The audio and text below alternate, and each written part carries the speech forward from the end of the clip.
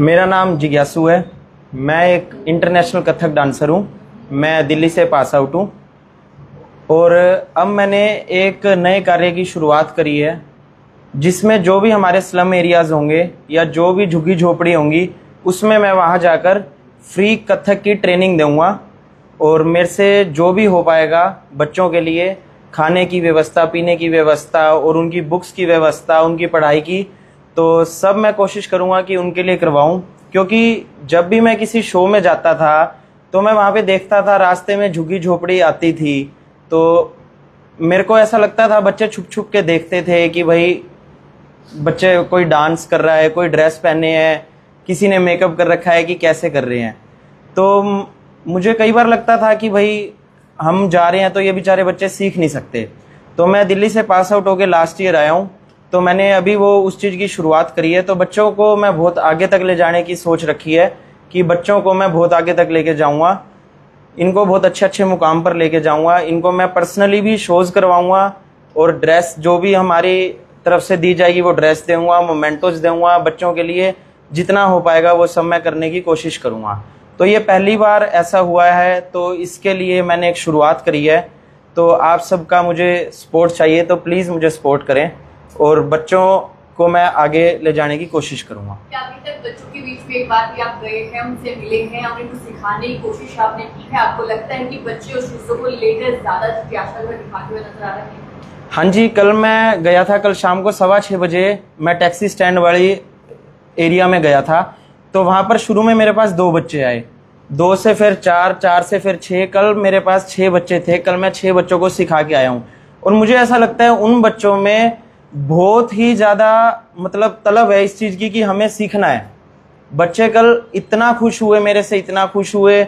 बच्चों ने 1 घंटा मेरे से क्लास ली। मैं हारमोनियम लेके गया था टैक्सी स्टैंड पे, मैं वहाँ पे सिखा कर आया, तो बच्चे उससे बहुत खुश हुए। मतलब बच्चे मुझे जाने ही नहीं दे रहे थे कि सर थोड़ी देर और करवाओ, सर थोड़ी देर और करवाओ। सर कथक का जो लगाव है वो बड़े घरानों से रहा है, तो इसकी आज क्या स्थिति है? कुछ लोग इंटरेस्ट इसमें कैसा है? सर स्थिति इसकी मतलब हमारे अगर एरिया में देखें तो अच्छी नहीं है, क्योंकि इसका जो भी रिजल्ट है वो लेट आता है। शास्त्रीय नृत्य एक लंबी विधा है, एक समुंदर है कि इसमें आप अगर चले गए तो निकलना मुश्किल है। तो रिजल्ट इसका लेट है, पर जो इसका रिजल्ट है वो किसी और डांस का नहीं हो सकता, चाहे शास्त्रीय नृत्य कोई भी हो। उसमें कथक की बात नहीं करूंगा मैं, चाहे कोई भी हो। इसमें बच्चे हमारे शास्त्र से जुड़ते हैं। आजकल हम देखते हैं कि बच्चे थोड़ा सा हमारे मतलब भारतीय संस्कृति से दूर होते जा रहे हैं, विलुप्त होती जा रही है। तो उसके लिए ये एक बहुत अच्छी विधा है। सर अगर स्कोप की बात करें तो क्या कुछ स्कोप इसका हरियाणा में है या फिर किसी और राज्य में, क्या इसका प्रभाव ज्यादा है? प्रभाव सर इसका ये जाता है कि एक तो आपको शोज मिलते हैं, इससे आप शोज कर सकते हैं, आप अपनी एकेडमी खोल सकते हैं। इसमें गवर्नमेंट जॉब्स भी है, कॉलेजेस में प्रोफेसर, असिस्टेंट प्रोफेसर तक की भी जॉब है इसके अंदर।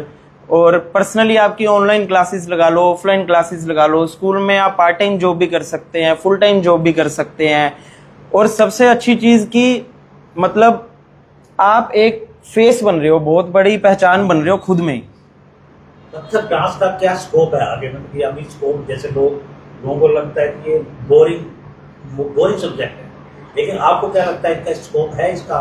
इसका बहुत अच्छा स्कोप है सर। जो हमारी न्यू एजुकेशन पॉलिसी है उसमें डांस की वैकेंसीज निकलेंगी। एंड हमारे अभी हरियाणा में नहीं है, जैसे कुरुक्षेत्र यूनिवर्सिटी में है एंड बाकी और किसी यूनिवर्सिटी में स्कूल्स में नहीं है, पर हरियाणा के बाहर हर कॉलेज में, हर यूनिवर्सिटी में, स्कूल्स में कथक के टीचर रखे हुए हैं। आप जब कल गए थे वहाँ पर सिखाने के लिए? हाँ जी सर। तो बच्चों को कुछ अजीब सा नहीं लगा कि ये कौन सा डांस है? क्योंकि वो तो वेस्टर्न देखते हैं, क्योंकि आजकल बच्चे वेस्टर्न डांस करते हैं गाने। हाँ जी। लेकिन कथक उनके लिए एक नई चीज है।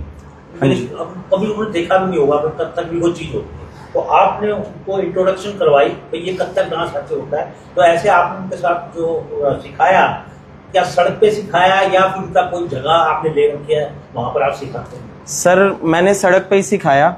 कल जब मैं गया तो मैंने सड़क पे ही जो उनकी झुग्गी है उसकी बैक साइड में, वहीं पे मैंने बच्चों को सिखाया। और जब शुरू में मैं गया था तो मतलब लगा बच्चों को कि बच्चे आए, देखा कि हारमोनियम बज रहा है, भाई ऐसे हाथ घुमाने हैं, ये करना है, तो बच्चों को थोड़ा सा उसमें अजीब लगा।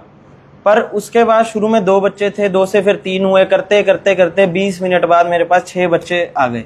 और आप मानोगे सर कि लड़कियां फिर भी इस डांस से जल्दी अटैच होती हैं। कल मैं सिखाने गया, मेरे पास 6 बच्चे थे, 6 के 6 लड़के थे। तो अभी जो बच्चे ट्रेनिंग ले रहे हैं, क्या वो स्कूल में ही पढ़ाई कर रहे हैं? जो सर स्लम एरियाज में ट्रेनिंग ले रहे हैं, उनमें से 2 बच्चे स्कूल में पढ़ाई कर रहे हैं। तो प्रमाण पत्र वितरित किया जाए, जैसे आपने बताया कहीं ना कहीं जो कुछ। हाँ जी सर। तो मैंने उनसे सारी बात करी है कि बच्चे आप स्कूल में पढ़ रहे हो और जो भी आपको समस्या है किसी भी तरह की, तो मेरे को कल एक की मदर ने कहा भी कि हमारे बच्चे का आधार कार्ड नहीं बना हुआ तो स्कूल में इसका एडमिशन नहीं हो रहा। उस बच्चे का नाम विक्रम है। कल मैं उसको सिखाने गया था, बोले विक्रम का आधार कार्ड नहीं बना हुआ, उम्र इसकी 14 साल होगी, तो आप इसका आधार कार्ड बनवाएं। मैं बोला चलो जी, जो भी मेरे से हो पाएगा मैं इसकी भी कोशिश करूंगा। तो बच्चे स्कूल में पढ़ रहे हैं। इस साल मैं अब आने वाले महीने, 1.5 महीने, 2 महीने में जैसे ही बच्चे तैयार हो जाएंगे, मैं एक उनका शो भी रखूंगा जिसमें ड्रेसेस सारी हमारी तरफ से रहेंगी, मोमेंटोज हमारी तरफ से रहेंगे, बच्चों का खाना पीना सब हमारी तरफ से रहेगा। उन बच्चों का सपना मैं सपना नहीं बनने दूंगा कि सिर्फ सपने को लेके वो अपनी जिंदगी खत्म कर दी। ऐसा तो नहीं सर कि अभी आपने सर की बातें जो है कैमरे पर रख दी है और आने वाले समय में उन पैरों को आप पीछे लेते हुए नजर आएंगे, ऐसा देखने को तो नहीं मिलने वाला? नहीं मैम, ये मैं यहीं का बच्चा हूँ, मैं यहीं पे पैदा हुआ हूँ, मैं यहीं पे ही बड़ा हुआ हूँ। और आगे आप मेरे को देखोगे कि काम करना बहुत मुश्किल हो जाता है, कहने और करने में अंतर होता है। आपने कह दिया, लेकिन क्या लगता है आप कर पाएंगे, उन बच्चों के बीच तक पहुंच पाएंगे, उस जड़ तक जा पाएंगे? हाँ जी मैम, मैं जरूर जाऊंगा। आप ये चीज देखेंगे आगे आने वाले टाइम में कि मैं उन बच्चों को लेके बहुत आगे तक जाऊंगा। क्योंकि जो भी हमारे गवर्नमेंट की पॉलिसीज है ना, जैसे ये स्कॉलरशिप होगी और दूरदर्शन के ग्रेड्स हो गए और ये सब हो गया, तो इन सब में भी मैं उन बच्चों के फॉर्म्स भरवाऊंगा। उनको सब स्कॉलरशिप्स अभी भी लगातार मिल रही है गवर्नमेंट की तरफ से? हाँ जी बिल्कुल मिल रही है। उनके पेरेंट्स को आपने समझाने की कोशिश की है? हाँ जी, उनके पेरेंट्स से मेरी बात हुई है, परसों मेरी बात हुई थी, कल मैं सिखाने गया था। तो उनके पेरेंट्स को मैंने बताया कि आगे ऐसे पर मंथ आपको ये मिलेगा, अगर आपका बच्चा सिलेक्ट होगा तो, और उसके बाद आपको ग्रेड मिलेगा। कहीं ना कहीं अगर आपका बच्चा अच्छा सीखता है तो 2 साल, 5 साल, 8 साल बाद मैं आपके बच्चे की जॉब भी लगवाऊंगा। और बच्चों को मैंने ये भी बताया कि भाई आपके पास पानी की व्यवस्था है। कल मैं देख के आया सारा, मैं 1 घंटा वहीं था, कि आपके पास पानी की व्यवस्था है, आप रोज नहाया करो, आपको कपड़े नहीं है तो आप मेरे से ले, आप मेरे से जितना हो पाएगा उतना मैं करने की कोशिश करूंगा। और बाकी सब सपोर्ट करेंगे तो मैं और भी अच्छे से कर पाऊंगा। बच्चों के अलावा भी आप वर्कशॉप लगाएंगे एकेडमी में? हाँ जी सर, देखो एकेडमी के ऊपर तो मेरा फोकस है ही है, क्योंकि जब तक मैं कमाऊंगा नहीं तो उन बच्चों के लिए भी कहां से कर पाऊंगा।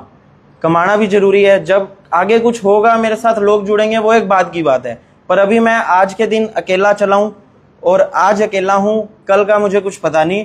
हाँ, तो एकेडमी पे फोकस है सर। अब मैंने एकेडमी पे भी 3 दिन की फ्री वर्कशॉप रखी है, जुम्बा वर्कशॉप, जो 9, 10 और 11 को 3 दिन फ्री रहेगी, जिसमें लेडीज, कपल्स और मतलब गर्ल्स, सिर्फ इनके लिए, लड़कों के लिए नहीं है वो वर्कशॉप। कपल्स, लेडीज मतलब फीमेल्स एंड कपल्स के लिए वो वर्कशॉप है।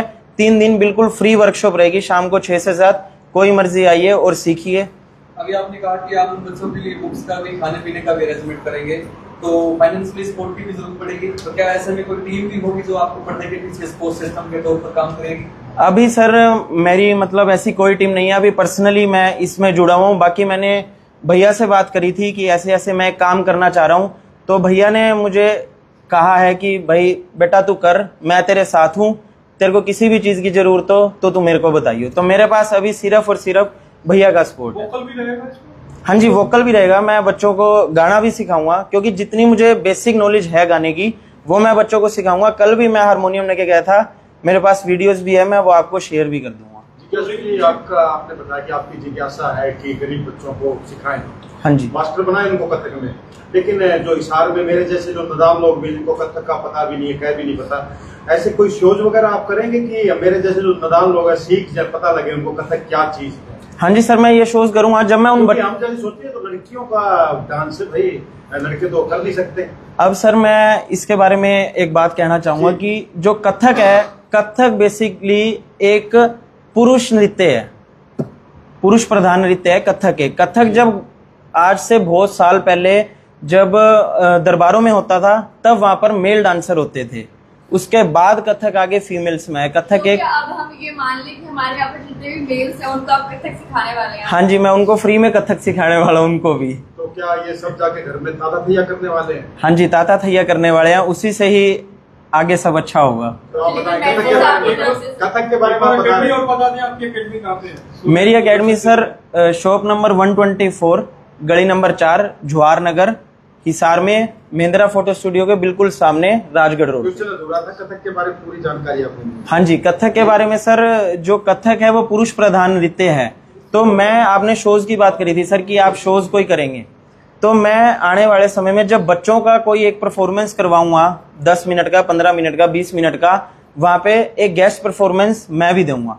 रिंकू जी आपके साथ हैं, अभी एमसी बने हैं, हाँ जी। सरकार में है, बीजेपी से, तो रिंकू जी से क्या उम्मीद लेके चल रहा है? रिंकू जी कैसा सपोर्ट रहेगा आपका? छोटा बच्चा आपके बाद। मैं इसको बचपन से देख रहा हूँ, बहुत टैलेंट बच्चा है। जो छोटा सा था तब से इसके अंदर टैलेंट भरपूर था, मतलब कोई जागरण में, कोई कैसे, मतलब पूरी एक्टिविटीज करता था। इसका कल परसों मेरे पास फोन आया, बोला भैया मेरा ना एक मन है। मैंने बता भाई क्या मन है? बोला मैंने जो स्लम एरिया और झुग्गी झोपड़े बच्चे हैं ना, तो उनको मैंने डांस सिखाना है, कथक डांस सिखाना है, और आपकी हेल्प की जरूरत है। मैं बड़ा खुश हुआ।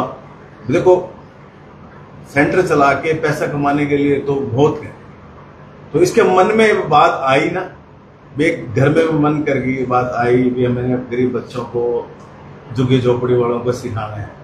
मैं इस पर गर्व करता हूँ, और जो मेरा बन पाएगा मैं इसका साथ दूंगा।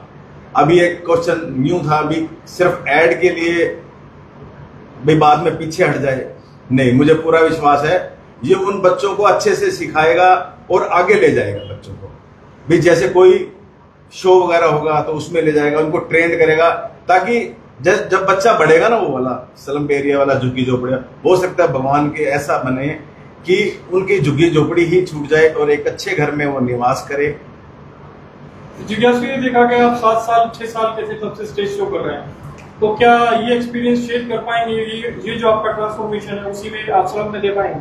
मैं सर सबसे पहले 6 महीने का था, गली नंबर 6 में मंदिर था, उसमें मैं 6 साल के 6 महीने का सर। 6 महीने? हाँ जी, बहुत बचपन से। तो बचपन में जब झूला झुलाते हैं ना, तो मैं सिर्फ 6 महीने का था, तो उसमें मेरे को सबसे पहली बार रखा था।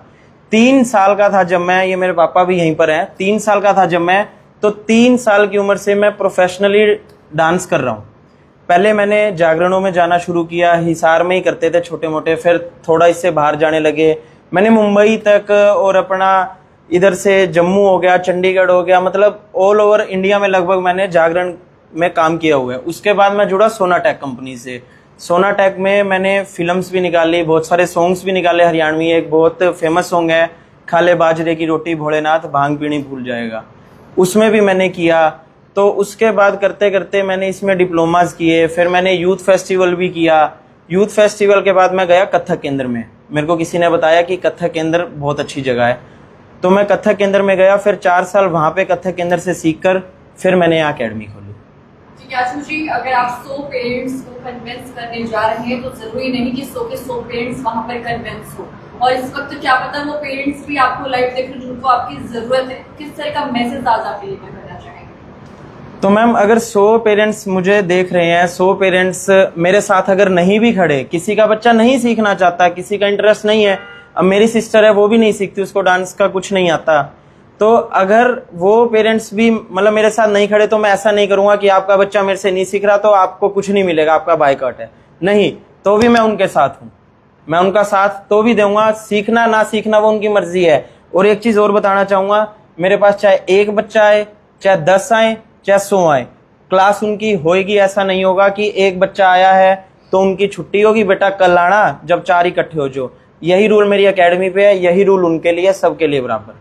1 आएगा जिज्ञासु उनको भी मन से सिखाएगा, 100 आएंगे जिज्ञासु उनको भी मन से सिखाएगा। अभी जैसे शहर में अलग अलग झुग्गी झोंपड़ियों में लोग रहते हैं, तो क्या आप क्रम वाइज अलग अलग जगहों पर जाएंगे? मैं सर डेज फिक्स करूंगा, मैं रेगुलर किसी भी जगह नहीं जाऊंगा। जैसे 2 दिन टैक्सी स्टैंड के हो गए, 2 दिन ITI चौक के हो गए, 2 दिन सेक्टर 33 के हो गए, 1 दिन मेरा हो गया रेस्ट का। 1 घंटा लगा। इकबाल जी आपको कोई प्रश्न?